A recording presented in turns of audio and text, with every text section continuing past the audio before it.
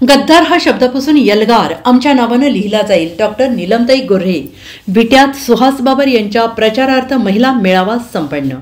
एकनाथजी शिंदे यांनी केलेली गद्दारी नव्हती तर अन्यायाविरुद्ध पुकारलेला यलगार होता.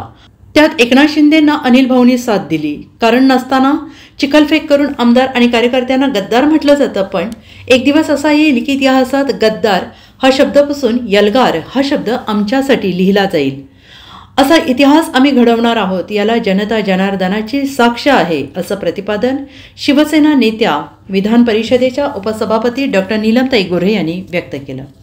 खानापूर विधानसभा मतदारसंघातील शिवसेना मित्रपक्ष महायुतीचे अधिकृत उमेदवार सुहास बाबर यांच्या प्रचारार्थ विटा येथील कृष्णलीला मंगल कार्यालयात आयोजित महिला मेळाव्यात त्या बोलत होत्या.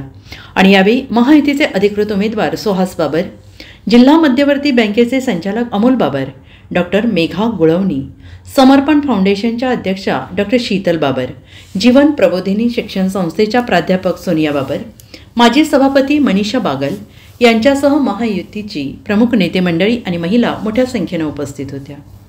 सगळे तर तो शब्द नसून मी तर असं म्हणेन की ही गद्दारी नव्हती तर अन्यायाविरुद्धचा तो एल्गार होता की जो एल्गार एकनाथ शिंदे यांनी स्वीकारला आणि त्याला भाऊंनी साथ दिली.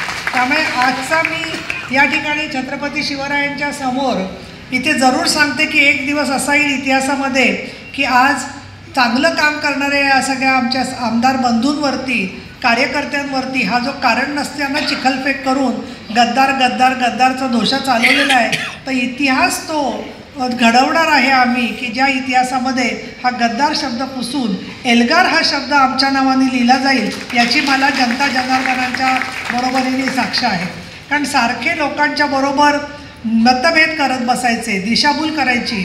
अरे तुम्हाला 7 ठिकाणच्या आमच्या लोकसभेला जागा निवडून आल्या आणि तुमची 1 निवडून आली, तर ज्या 8 निवडून आल्या तर एकाने कमी असलं म्हणजे तो लगेच गद्दार होतो का? जनमताने सुद्धा त्याच्यावरती शिक्का टाकलेला आहे. जनमताच्या मध्ये आणि आमचं वय किती आहे?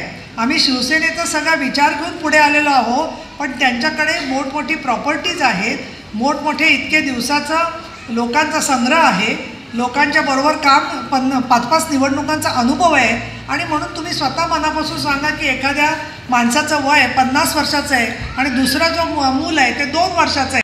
Bureau report, SBN Marathi.